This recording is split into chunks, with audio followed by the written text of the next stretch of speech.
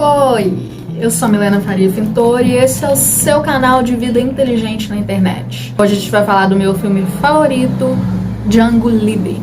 Django Livre é um filme do aclamado diretor de cinema hollywoodiano Quentin Tarantino, de 2013, vencedor do Oscar e do Globo de Ouro de melhor roteiro original. Que é, na minha humilde opinião de apreciadora da sétima série, de apreciadora da sétima arte, melhor filme do Tarantino. Caso você não esteja ligando o nome à pessoa, Quentin Tarantino é o gênio por trás de Bastardos Inglórios, de Era Uma Vez em Hollywood, de Pulp Fiction, de Kill Bill.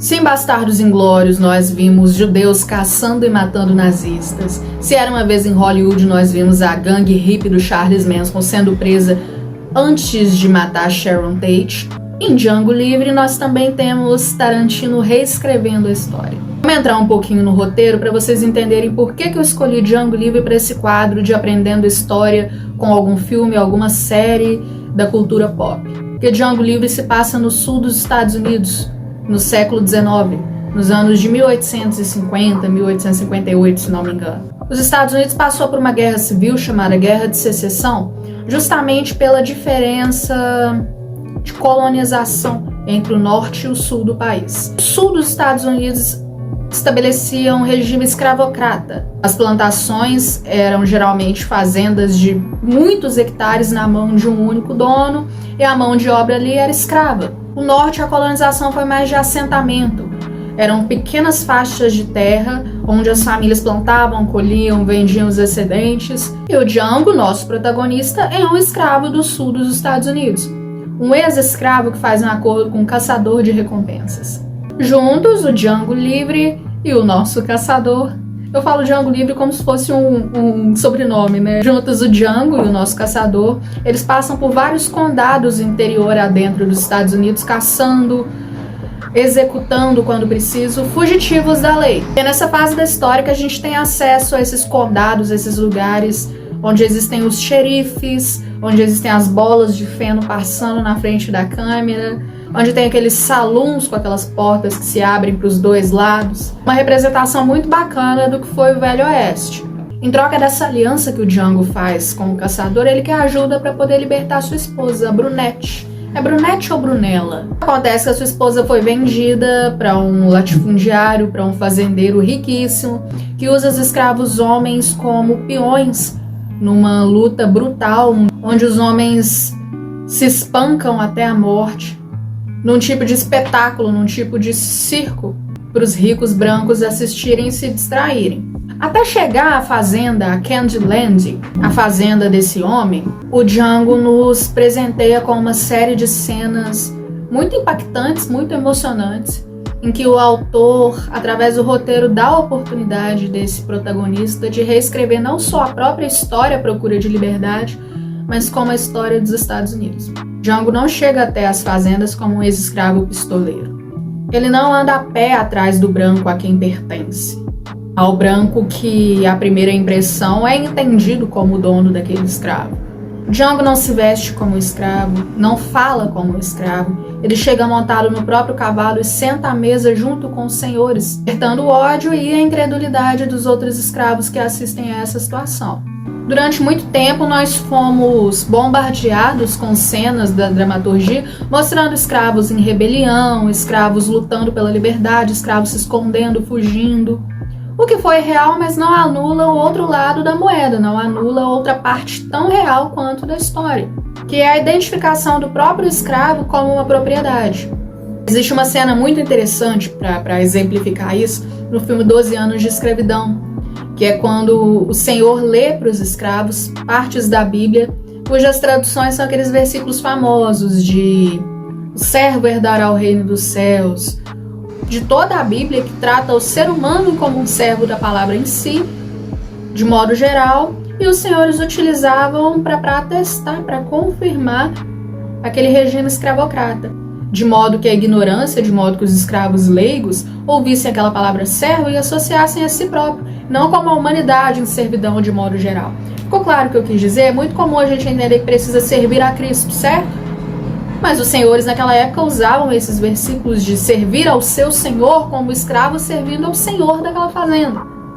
Esse tipo de situação era muito comum, não necessariamente lendo a Bíblia para que eles acreditassem, mas é uma maneira de exemplificar o quanto o escravo se identificava na posição de escravo, o quanto o escravo, nascido ali escravo, filho de escravo há 200 anos naquela terra, já se entendia como um objeto, como uma propriedade, desprovido de qualquer valor, qualquer direito.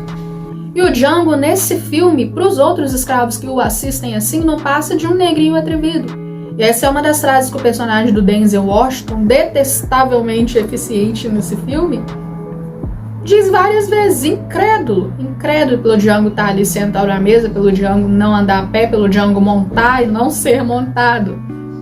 Por que Django reescreve a história? Sobretudo em cenas fantásticas como essa, em que o escravo toma o chicote do seu senhor e o chicoteia.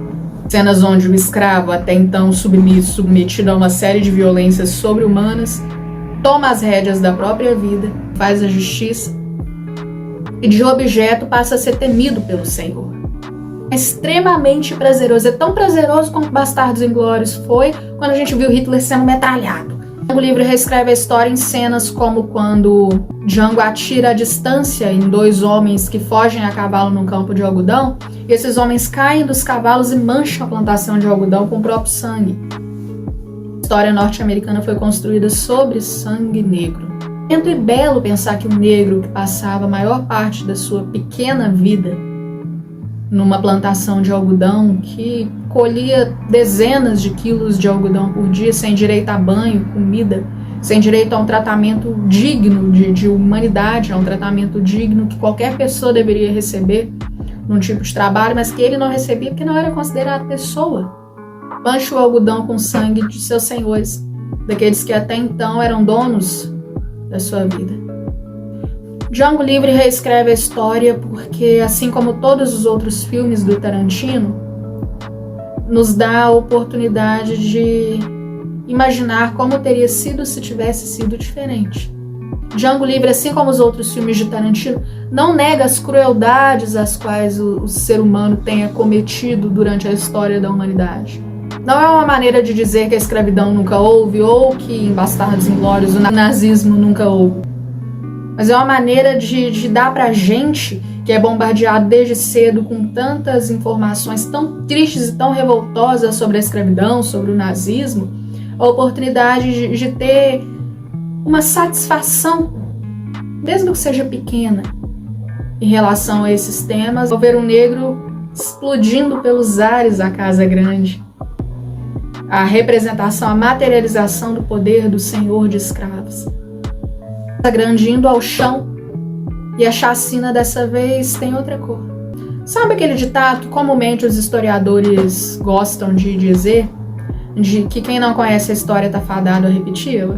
Tarantino faz uso desse recurso de uma forma visual muito eficiente. Nós conhecemos a história, sabemos tudo de horrível e de tenebroso que o ser humano foi capaz de realizar.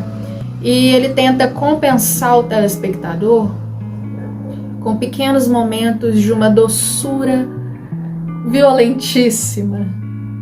É nesse momento que a gente não tem vergonha de dizer que ficou extremamente feliz de ver o Leonardo DiCaprio morrendo. Sem dúvida, o meu filme favorito. Se você me perguntar sério, se você me perguntar quais filmes eu mais gosto, eu vou ter outras respostas mais farofeiras. Mas quando eu quero pagar de inteligente, é esse filme que eu uso como exemplo. De qualquer forma, fica ligadinho no canal, curte esse vídeo para poder me ajudar, se inscreve se você gostar desse tipo de discussão rapidinho que a gente fez hoje. Tem vídeo sobre Game of Thrones, sobre Vikings. Dá uma olhada aí que você vai gostar do conteúdo.